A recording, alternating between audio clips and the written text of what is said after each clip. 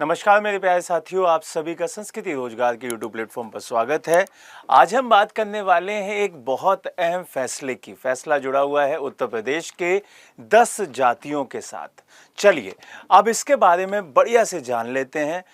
And तक देखिएगा, जिससे कि अगर ये फायदा आपको मिल सकता है तो इसका फायदा उठा लीजिएगा। अगर आप उन 10 जातियों में आते हैं जिन जातियों के लिए यहाँ पर उत्तर प्रदेश सरकार ने ये घोषणा करी है कि भाई उनको ये फायदा दिया जाएगा, तो आपको एंड तक देखना पड़ेगा। आपको एंड तक अपनी जो जाति है वो देखनी होगी, क्या वो उस कैटेगरी में आ रही है जिस कैटेगरी के लिए यहाँ पे उत्तर प्रदेश सरकार ने ये फैसला लिया है। चलिए यहाँ पर स्टार्ट करते हैं।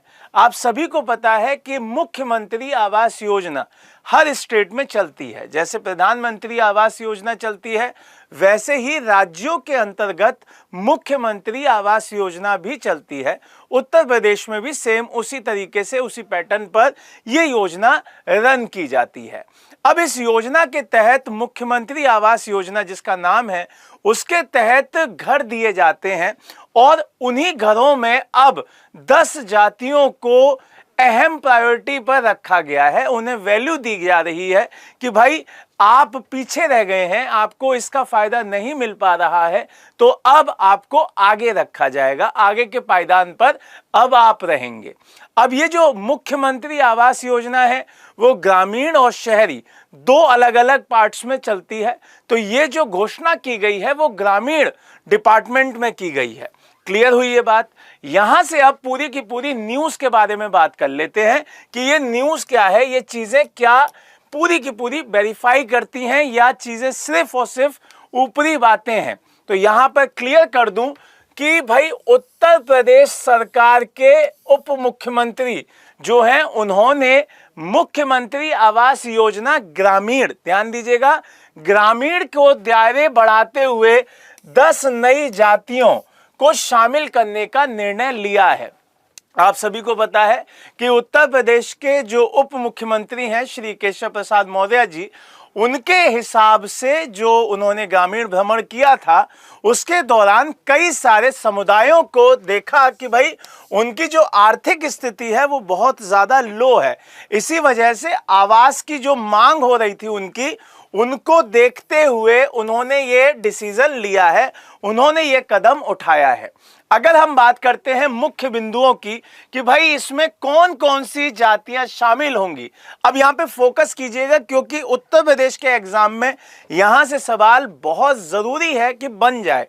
तो यहां पे जो नई जातियां हैं वो है आपकी भोटिया, एक आती है आपकी जौनसारी, एक आती है आपकी राजी, एक आती है आपकी गोंड, उसके साथ साथ आपको मिल जाएगी खरबार, खरबार के बाद परहिया, एक आपका पंखा, एक आपकी अगरिया, एक आपकी पटारी और एक आपकी भैया। तो ये जो सारी की सारी आपकी 10 जातियां हैं, इसके अंदर भी बहुत सारी आपकी उपजातियां हैं, उनको भी ये फायदा मिलेगा। जैसे कि आपकी गोंड के अंदर धुरिया है, ओझा है, नायक है, पठारी है, राजगोंड है, जैसे खरबार को हम लोग खैरबार भी कह देते हैं। ये सारी की सारी जातियों को यहाँ पर फायदा मिलेगा। मैं 10 की 10 दोबारा से एक बार रिपीट कर देता हूं। आपकी भोटिया, जौनसारी, राजी, गोंड, धुरिया, ये सारे के सारे आप रहेंगे और खरबार, परहिया, पंखा, अगरिया, भटिया और आपका कौन सा है भैया, भुइया, ये सारी की सारी चीजें आपको ध्यान रखनी है। अब यहाँ पे फोकस करना कि जो इसकी प्राथमिकता श्रेणी है उसको भी जान लीजिए कि इन जातियों को योजना की प्राथमिकता श्रेणी में रखा गया है ताकि इन्हें पहले आवास दे दिया जाए, आवंटित कर दिया जाए।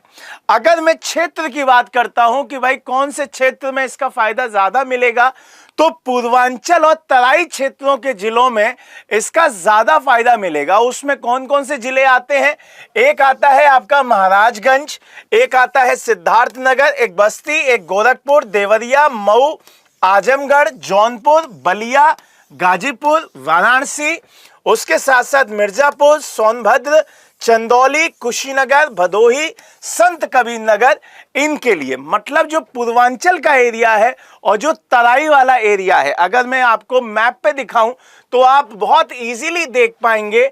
जो ये क्षेत्र दिखाई दे रहा है यहां पर और जो ये वाला एरिया दिखाई दे रहा है, इस जोन में इसका फायदा ज्यादा दिखाई देगा। यहां पे पूर्वांचल और तराई वाले एरिया में आपको ज्यादा फायदा दिखाई दे रहा है। एक एरिया आपका बुंदेलखंड वाला भी है, जो ये एरिया कहलाता है, ये है आपका बुंदेलखंड। क्लियर है बेटा? तो यहां पर एक चीज बहुत अच्छे से समझ लीजिएगा, जितने भी मेरे भाई बहन हैं, जितने भी मेरे साथी हैं, वो तीनों जोन समझ गए होंगे कि भाई ये एरिया कहां पड़ता है। फिर अगर हम नीतिगत आधार की बात करते हैं तो ये जो विस्तार किया गया है वो केवल प्रशासनिक आदेश नहीं होगा, बल्कि एक सामाजिक समावेशन की बात रखी गई है कि भाई जो लोग पीछे रह गए हैं उनको अब आगे बढ़ाना है। और अगर मैं संवैधानिक डाटे की बात करता हूं तो आर्टिकल नंबर 46 भी ये कहता है कि जो आपके कमजोर वर्ग हैं, विशेषकर SC ST, तो उनके शैक्षिक और आर्थिक हितों को हमें बढ़ावा देना चाहिए। क्लियर है? तो आर्टिकल नंबर 46 भी याद रखिएगा। अब यहां से आगे बढ़ते हैं और योजनाओं की जो विशेषताएं हैं उनकी बात करते हैं। तो यहां पे जो भवन का क्षेत्रफल होगा वो मिनिमम आपका 25 वर्ग मीटर होना अनिवार्य है। इसमें रसोई का क्षेत्र पूरा इंक्लूड रहेगा।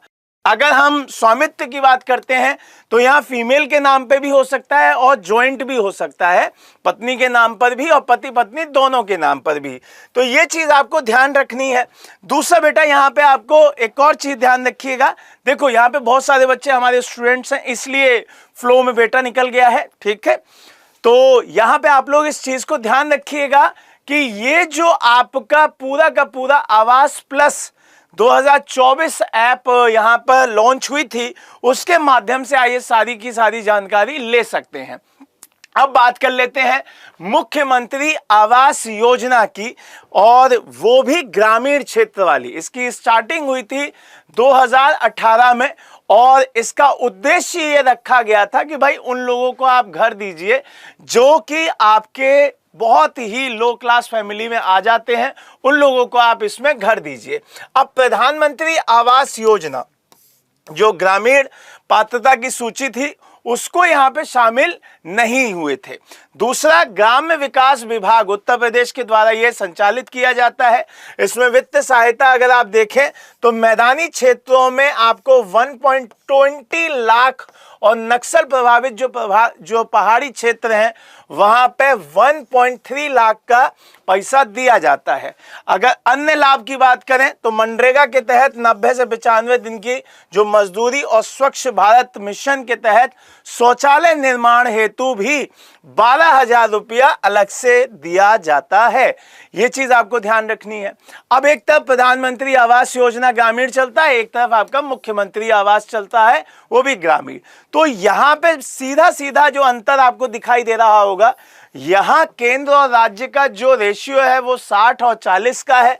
यहां पे 100% राज्य सरकार के द्वारा ये पोषित रहता है।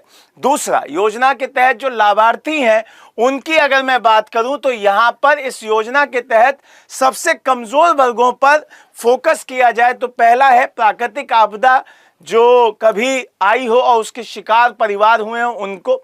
अगर काला ज्वार के तहत कोई परिवार प्रभावित होता है उसका।